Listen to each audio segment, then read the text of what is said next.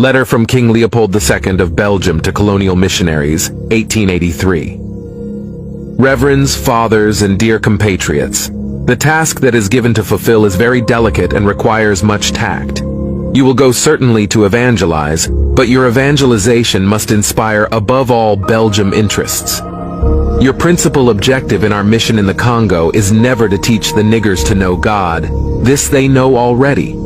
They speak and submit to a Mungu, one in Nzambi, one in Zakamba, and what else I don't know. They know that to kill, to sleep with someone else's wife, to lie and to insult is bad. Have courage to admit it. You are not going to teach them what they know already.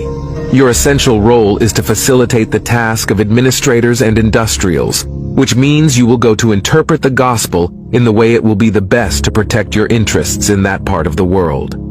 For these things, you have to keep watch on disinteresting our savages from the richness that is plenty in their underground.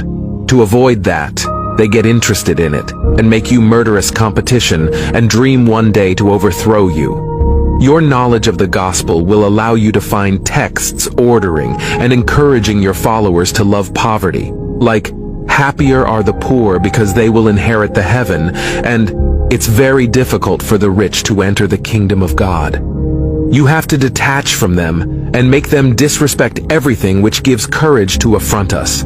I make reference to their mystic system and their war fetish warfare protection, which they pretend not to want to abandon, and you must do everything in your power to make it disappear.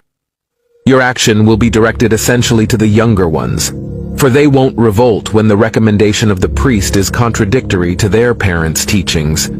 The children have to learn to obey what the missionary recommends, who is the father of their soul. You must singularly insist on their total submission and obedience.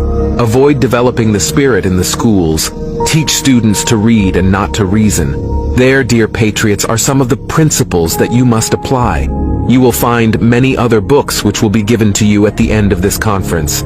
Evangelize the niggers so that they stay forever in submission to the white colonialists, so they never revolt against the restraints they are undergoing.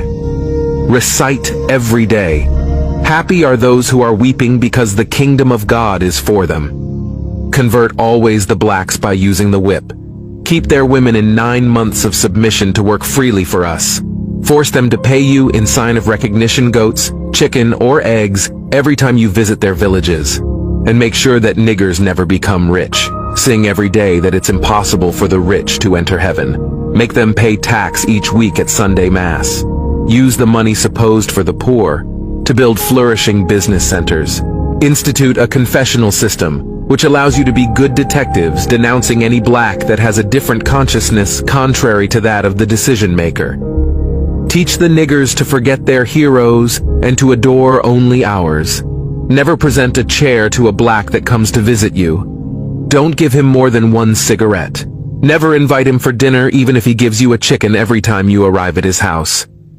The speech which shows the real intention of the Christian missionary journey in Africa was exposed to the world by Mr. Mukwani Bukoko, born in the Congo in 1915, and who in 1935, while working in the Congo, bought a second-hand Bible from a Belgian priest who forgot the speech in the Bible.